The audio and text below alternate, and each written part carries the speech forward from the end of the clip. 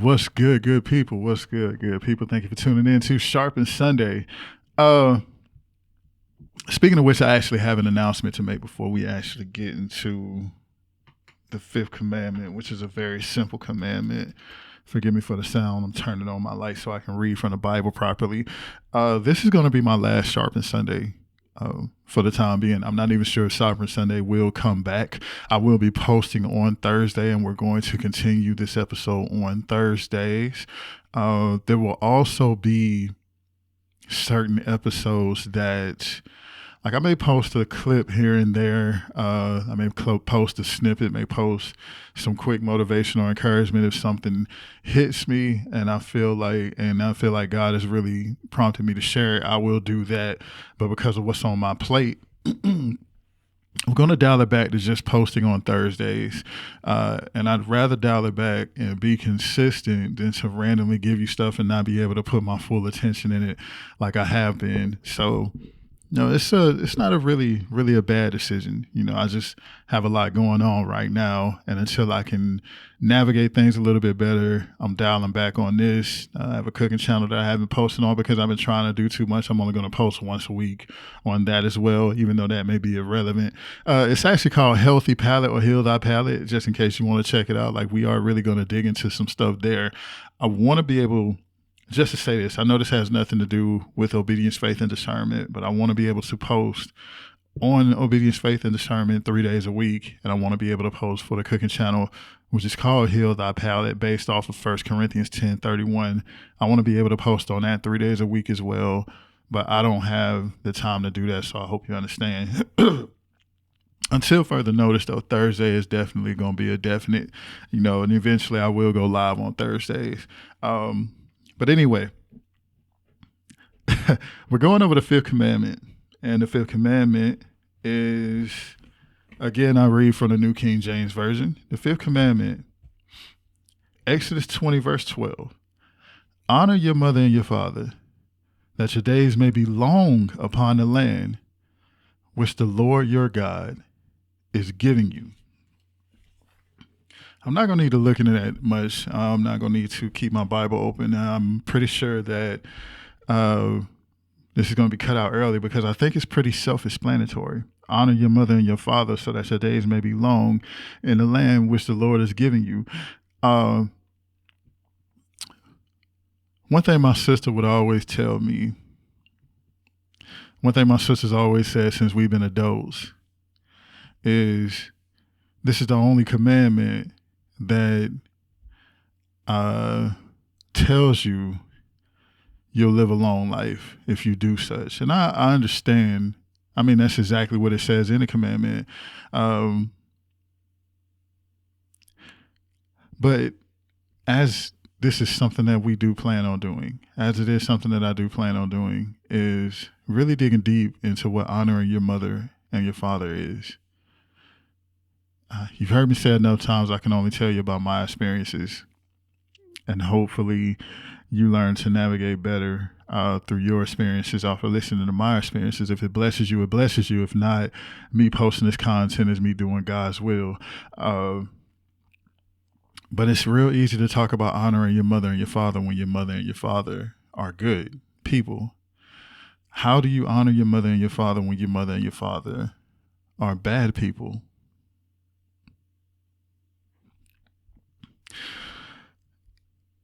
Sadly enough, it's more common than I would like to say it is, to where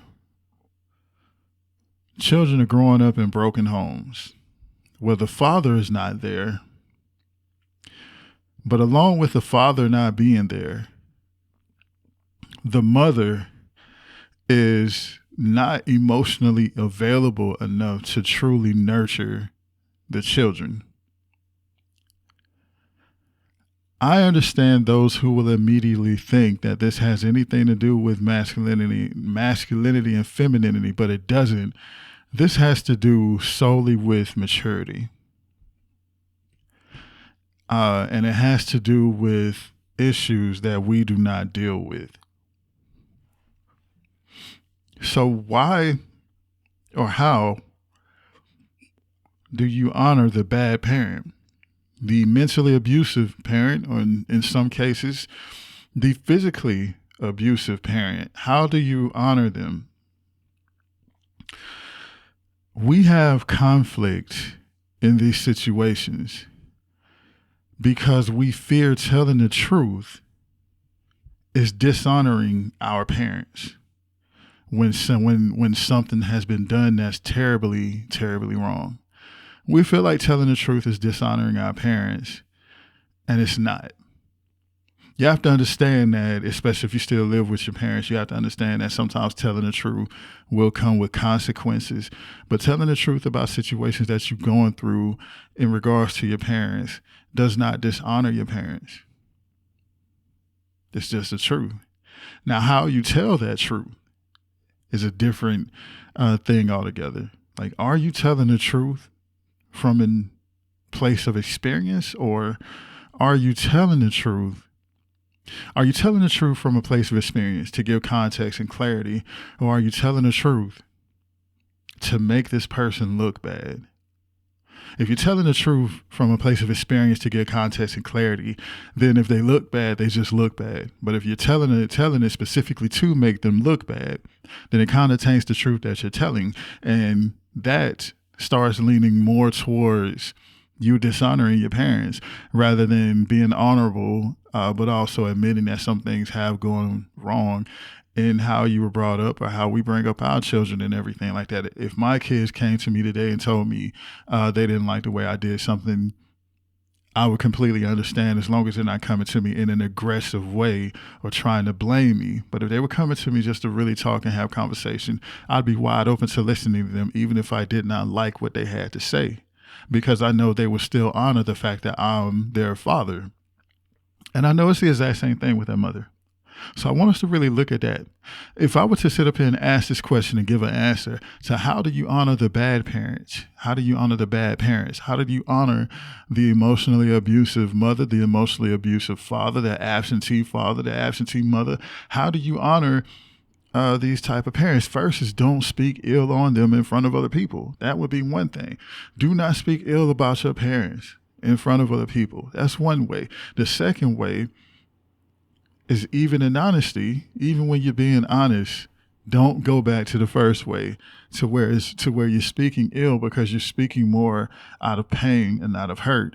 One thing that you can do to overcome that pain and hurt, even if you're still in it, I understand what I'm saying may not make any sense, especially if you're still in it, especially if you grew up with parents that have just pulled and drained on you your whole entire life. I understand that, but I'm at least begging you to try.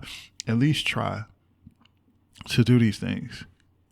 At least try not to speak ill on them. Try your best not to speak ill on them. Think about how you would want to be honored as a mother or a father.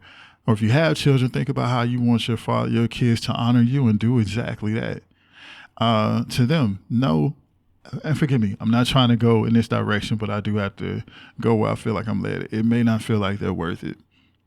But you have to look at what the Fifth Commandment says. It says, if you honor your mother and your father, your days will be long on this earth that God has given to you.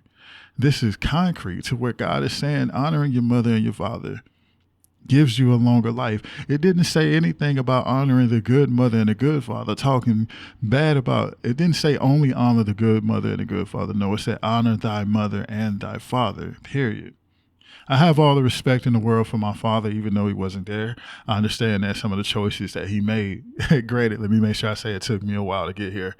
I understand some of the choices that he made were what he thought was best for himself. And I can honestly, I guess this is the reason why I'm saying this, because I don't feel like I've had the best relationship with either my mother or my father. And I think anybody who has any type of sense can listen to this whole episode before now and understand me saying that I'm admitting what I've been secretly saying. I haven't had the best relationship with my mother or my father. But the one thing I can truly say is that I am my mother and I am my father. I am my father and I am my mother.